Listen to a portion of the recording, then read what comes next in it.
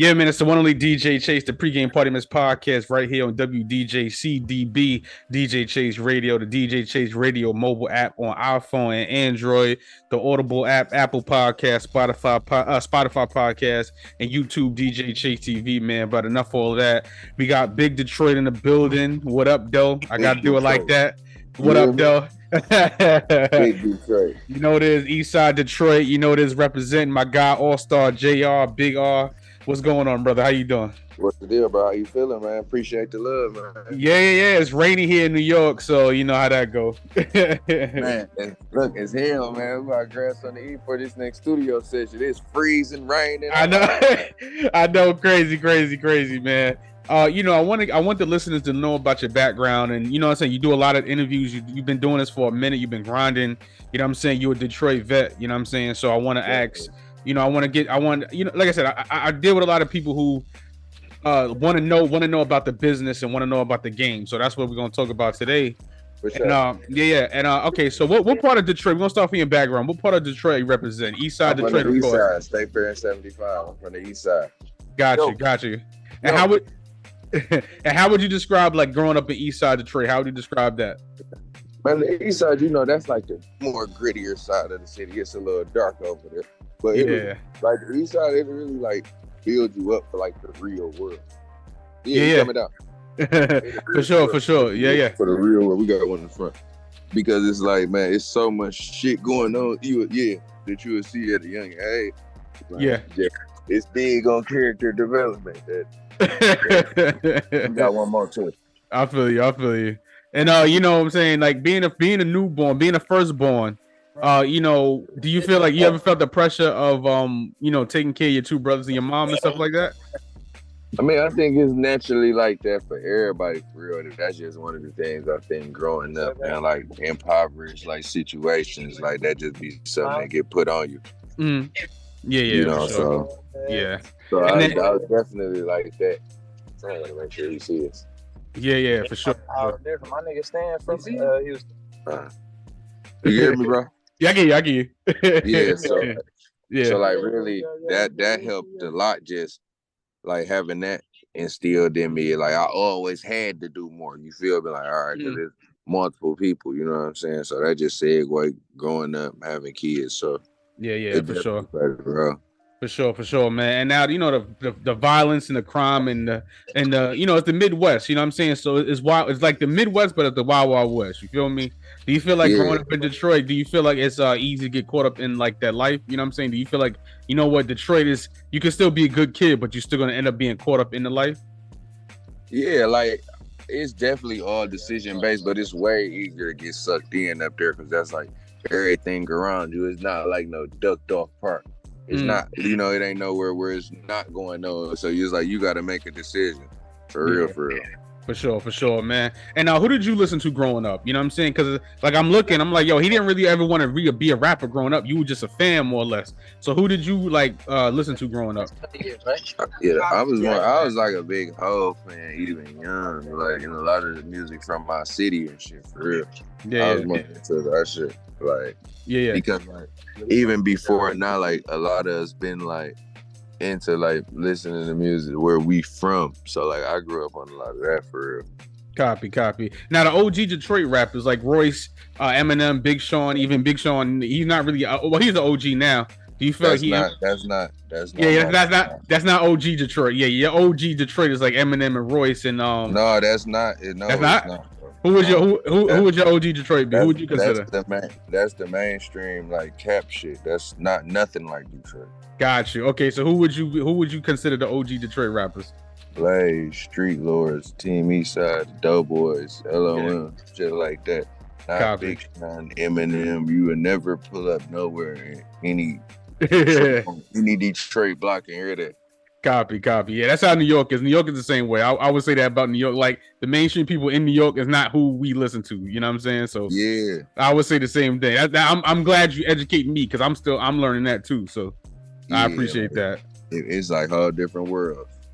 Copy. And your freshman year, and you went to Michigan State, correct? Yeah, you was able to go to Michigan State, yeah.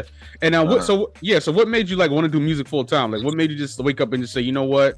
I'm gonna just say fuck it, I'm gonna just do music full time. You feel me? It wasn't like that. My people was doing music for real. They always was pushing me to do music. I never really wanted to like fuck or rap. Like, I didn't really think this shit was all that cool coming out. But luckily, you know, shit changed. You feel me? I found my calling and locked in. But it was really just like a lot of my people did music for real. So it was, I was always around music. You know, I didn't probably even realize I loved music at the time. I was a late bloomer, I'd say, to like even understand how much I even cared about it. Well, you're pretty dope at it, bro. So, you know what I'm saying? I think you made it this far. You feel me? So, you know what I'm saying? So you're pretty dope at it. And I want to talk about your first project. You know what I'm saying? Like, Get a Bag or Go Home. You know what I'm saying? Like the first project, I was actually jamming to that. Like, I like that. I like the raw stuff. So I like the classics. You feel me? Do you feel like you know, your that mixtape kind of influenced the wave of the new rap, Detroit rap? Do you feel like that? Like, I think everything I did played a part in everything we got going on. But I think as a city, as a culture, we all moved it forward. Like every project that did something was a part of this shit moving forward, because we've been locked in on it at the crib on our own for the longest. So I feel like I don't even think I have necessarily a singular project. Like everything, like every little drop of water I put in the pot help contribute to all of it. Copy. And I want to ask too, because the reason I asked that, right, is because New York definitely is starting to pick up that Detroit sound. You feel me? Like everybody is like milking it now. You know what I'm saying? Like everybody's trying to get that sound. How do you feel about other regions taking the Detroit sound? I mean, I just feel like that's what happens when anything like that's good, really good. That's just how rap is. That's how music is as a whole. But like naturally, that's gonna happen. It'd be weird sometimes, because I think sometimes people think it's like easier than it is, so you get a lot of crazy sound and shit. But like, I think it's dope for real. It just extend our voice, extend our reach. Because it's like you can still separate what's from what. Like you can tell when it's New York niggas on Detroit beats. Like ain't nobody confused on Nah, they ain't confusing at that. Yeah, I agree with that. So it's cool. I think it's really dope, and it just help provide like more to the expansion for real. For sure. I appreciate that. And then like I say, being a late bloomer in rap and stuff like that. Do you feel like being, because like I had a hard coming up in New York too. Do you feel like what all you've been through helps you in the music business? I mean, they two different struggles, but I think it's definitely things you can apply to both circumstances that'll help you navigate for sure. Like I'm glad I had the type of life I lived, shit I went through, because it make this easier to navigate. But a lot of this not as in your face, Gotcha. So you gotta be more like, you gotta be locked in a little more, paying attention to the subtle stuff that go on, because like this shit a little bit more trickier than the streets. But I think definitely coming from it for real, like it help you navigate this shit. Copy. Now you good at music marketing, right? You good at strategies. You drop videos, drop the music, drop the video before the music. You know what I'm saying? Did you always want to do that? Did you always say, you know what, I'm gonna just drop the video with no song out? I'm gonna just put the song out as a video. Did you always want to do that? I kind of noticed that too. I think that's just kind of how I guess grew into it for real. Like it was just kind of like I would start realizing people like is addicted to like the visual aspect of it. So a lot of times it became, especially where I'm from, it became one of those situations like, man, if it ain't no video, that shit then it kind of didn't happen almost. Copy. It gotta be a video and everything, to the point where I didn't even want to drop the audio without the video. It's really turned into that. Gotcha. That's what I was looking at. I'm like, yo, he always put the song, he put the video out, no song. Like, you can't find it, but he got the video. And you know what I'm saying, with your music too, like, because I want to stick to the music. All the other stuff, I'll worry about that. But like your music, your sound, you have a particular sound too, as far as the Detroit sound. You use a lot of R&B samples versus just the regular piano or the regular harp or something like that. You use a lot of the R&B sound. Are you a big fan of R&B? Yeah, and I just listen to a lot of music, bro. Like I literally listen to so much music. So it'd be like like I can't box myself into certain stuff. Like I do so much music, but like that's definitely more so like what I like, just more soulful, chill type vibes. For sure, I ain't man. really a noisy type of nigga and shit. I feel you on that. And the new project, Organized Crime 2, the deluxe out now. The one time I cried, you sampled Sade, and that's pretty dope. And you don't really have a lot of you don't have a lot of features on your album. Do you like who is one person that you would say, you know what? And you've been putting out music for a minute. You got a lot of projects. Like who's your one dream collaboration? Like who's one person you say, you know what, I want to work with? I think them niggas died already. Oh wow, okay.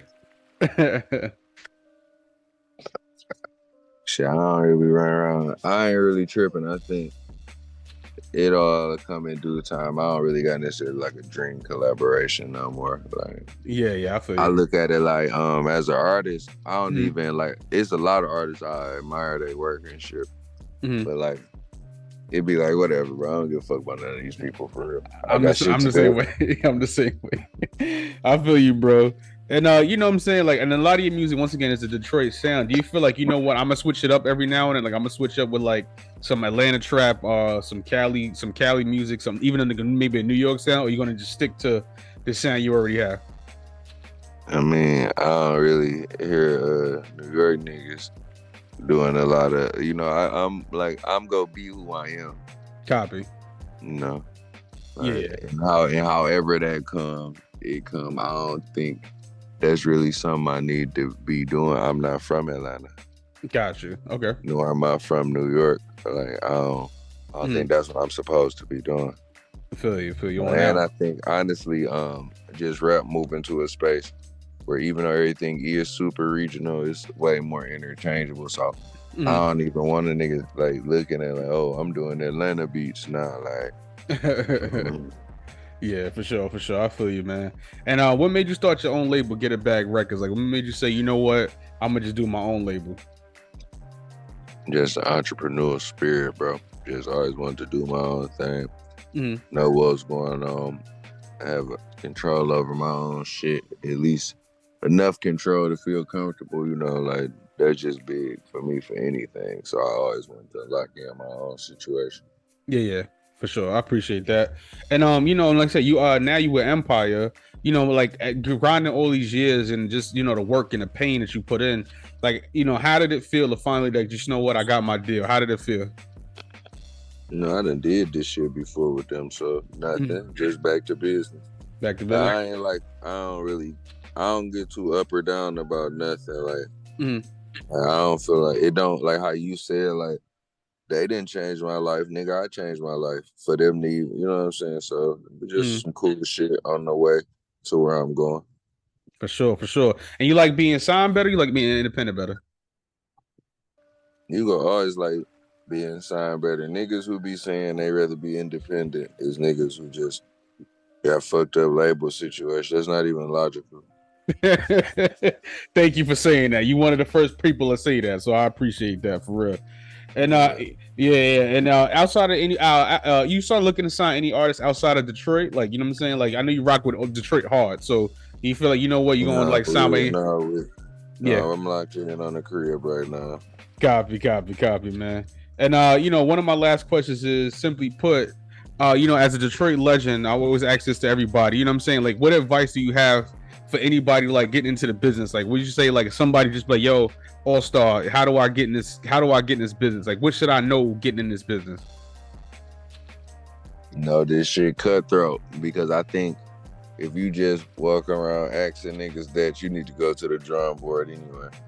Like, so just know this shit cutthroat, like, for real. Be ready to actually do the business. I don't think a lot of niggas be ready to get in this business. They get ready to get in this lifestyle. For real. I agree with that. It's a difference. So yeah, the first order of business is be ready to actually do something of value and actually do it. Yeah. Because if you ain't doing that, it's like you in the way in this shit anyway.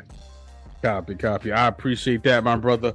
AllStar JR, Big R, Eastside Detroit's own, my brother. Appreciate, I know you got to roll. For sure. We gonna rock. What's your favorite song on the album, so I can put it on the radio? What's your song you bumping right now? Right now, probably On the deluxe, probably 200. 200 probably my favorite song on the deluxe. 200 or Never Missing You. Yeah, like them probably my two favorite songs on the deluxe. But they change out daily. So it is. For sure, man. You know what it is, man. My guy, AllStar JR, Big R. You know what it is, man. Get It Bag Records, Empire, Organized Crime, the Deluxe, man. Go stream that now. You know what it is, man. DJ Chase, the Pregame Party Miss Podcast, right here on WDJC DB, DJ Chase Radio. Yeah. Let's get it.